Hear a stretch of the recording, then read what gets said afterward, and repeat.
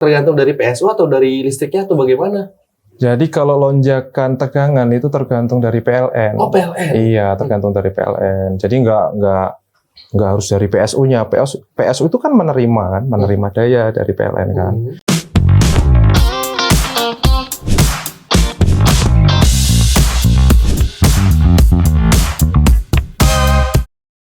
Halo Sobat Logikers, balik lagi ke channel SoftLogic Indonesia. Di konten kali ini kita bakal bahas satu barang yang penting banget di perusahaan teknologi. Emangnya barang apa sih? Kok penting banget di perusahaan? Barang ini namanya UPS. Sebelumnya UPS itu apa sih? Nah, kali ini gue udah bersama salah satu produk spesialis dari SoftLogic. Mas Safi ini sebagai produk spesialis Power Solution di SoftLogic. Langsung tanya-tanya aja yuk ke dia. Mas, ini saya mau nanya nih. Ya. UPS itu sebenarnya itu apa sih? Kayak gitu tuh kenapa penting buat perusahaan dan berkepanjangan itu buat apa sih sebenarnya itu? Oke, jadi UPS itu kan singkatan dari Uninterruptible Power Supply ya, yang berfungsi sebagai menyimpan daya secara sementara. Kan sering nih di Indonesia kan terjadi pemadaman listrik secara dadakan seperti itu kan.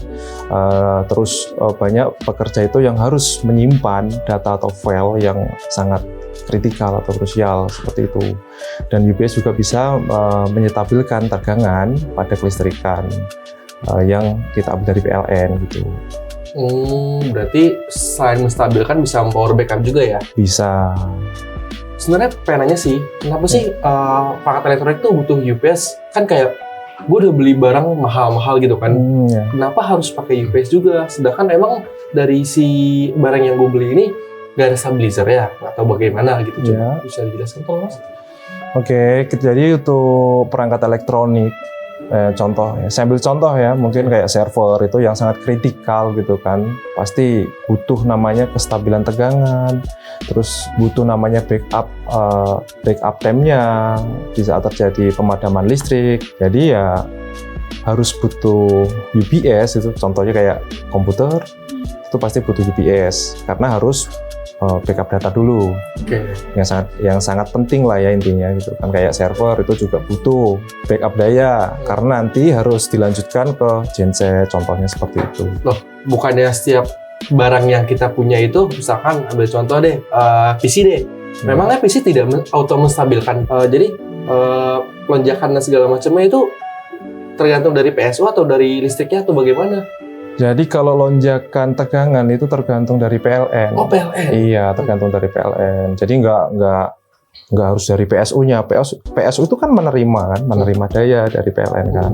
Tapi kalau nggak dikasih tengah-tengah seperti stabilizer atau UPS, inverter itu juga termasuk kan bisa.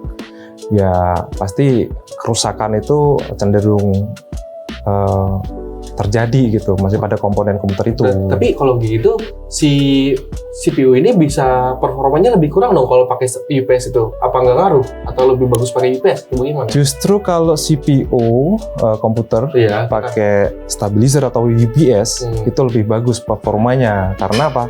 Daya yang masuk ke komputer itu lebih stabil dibandingkan langsung langsung dari PLN gitu kan. Kalau PLN kan emang naik turun nih secara daya.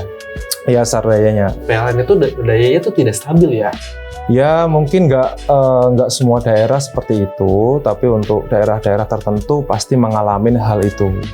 Oke, Mas, di mana aja sih UPS itu perlu digunakan selain di yang Mas bilang kayak komputer itu perlu digunakan? Itu harus sektor mana aja gitu yang harus dipakai?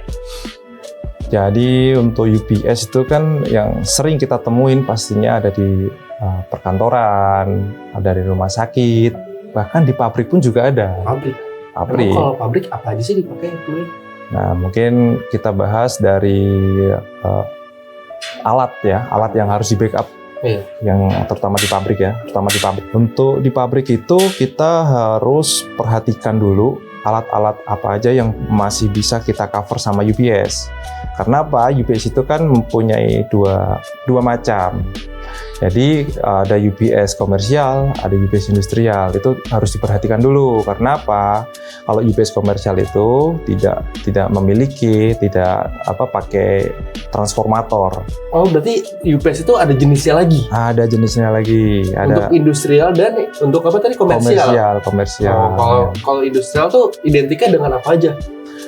Kalau komersial itu identik ya di perkantoran mungkin ya, tempat kerja buat cover si PC, terus untuk ruang server kayak gitu kan, itu bisa diharuskan Biasa sebenarnya, yang buat diwajibkan. ukuran segini bukan sih, yang buat PC gitu? Ya, ukuran segini. itu ukuran yang kecil-kecil juga. Itu udah masuknya komersial? Iya, itu Oke. komersial. Kalau yang industrial itu?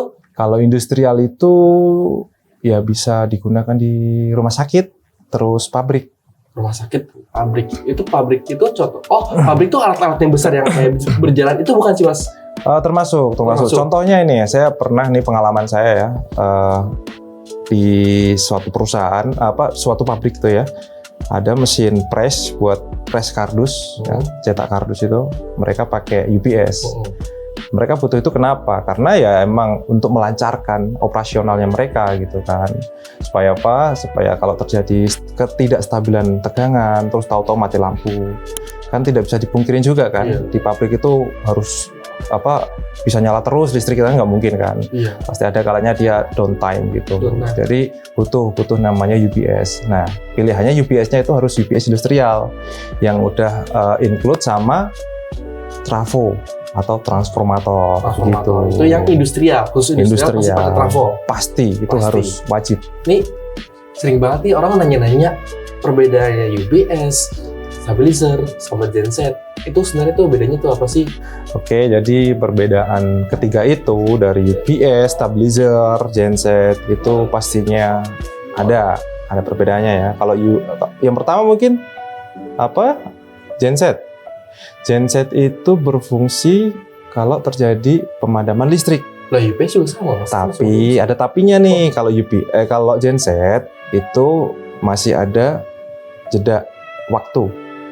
Jeda waktu. Ya, jeda waktu sampai bisa membackup si perangkat tersebut. Memang jeda waktunya dari genset dibandingkan sama UPS itu berapa lama sih? Kurang lebih ya range-nya itu 5 sampai 8 detik. Berarti genset itu auto nyala berarti sebenarnya. Tapi jedanya itu cukup 8 detik itu sangat berpengaruh. Sangat berpengaruh. Sangat berpengaruh. Apalagi untuk nge-backup alat-alat server. Itu kan sangat kritikal ya. Nggak mungkin dia server harus terjadi dip, terjadi kayak delay saat terjadi pemadaman listrik, itu nggak mungkin dipakai sih, karena sangat berpengaruh nanti kerusakan pada perangkat. Karena harus mati secara tiba-tiba gitu. Berarti kalau UPS tuh gap-nya nggak ada. Kalau UPS, nah ini saya lanjutin untuk stabilizer tadi kan, untuk stabilizer itu kan fungsinya untuk menyetabilkan daya. Iya, benar. Cuma itu, bukan membackup. Nggak membackup. Berarti UPS itu panduan dari 3 alat ini bisa stabilin listrik, bisa backup daya listrik juga. Dan Mas bilang kalau genset itu kan ada gap-nya kan, 8 detik itu nggak kayak UPS. UPS itu lebih cepat atau bagaimana? Atau tetap masih ada gap-nya? Kalau UPS, terutama ini ya, UPS SoftLogic ini kan double conversion ya. UPS online double conversion. Dari penamaan itu udah jelas dari situ kan. Lebih bagus gitu kan dalam fungsionalnya gitu kan. Jadi untuk UPS itu zero time. Jadi nggak ada delay gitu. Nggak ada. Jadi kalau seandainya mati lampu itu langsung nyala gitu. Jadi yang di backup tuh tetap langsung jalan. Oke. Nah, jadi tegangan si dari UPS ini masih sama. Ya, jadi tegangan si UPS ini walaupun mati lampu kayak gitu kan atau downtime itu tetap ngikutin kayak yang dari PLN nih contohnya ya. Si perangkat ini ngambil dari PLN kan 220 gitu tegangan kan. Jadi UPS kita itu juga outputnya kalau terjadi pemadaman listrik itu juga langsung 220. Berarti si UPS ini kebaca konsumsi dari alat ini?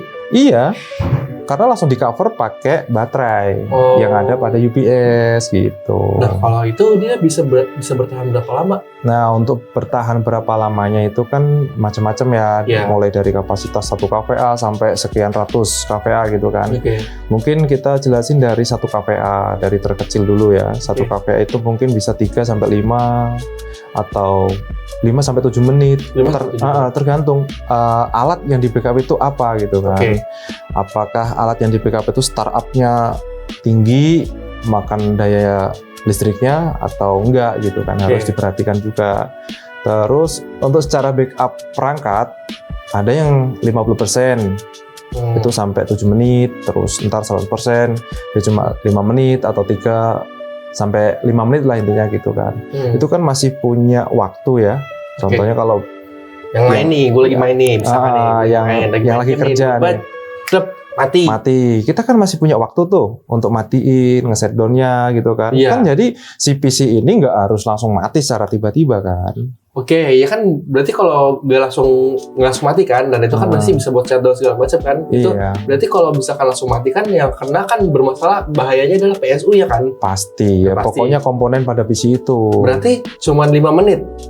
Iya, cuma 5 menit. Untuk satu KVA? Nah, itu tergantung ya. Maksudnya kalau si PC ini, kan PSU-nya macam-macam ya, ada yang 650 kayak gitu kan. Nah, kalau kita pakai yang 1 KVA, otomatis kan space-nya lumayan jauh nih ya, lumayan jauh. Berarti bisa 30 menit mungkin kan.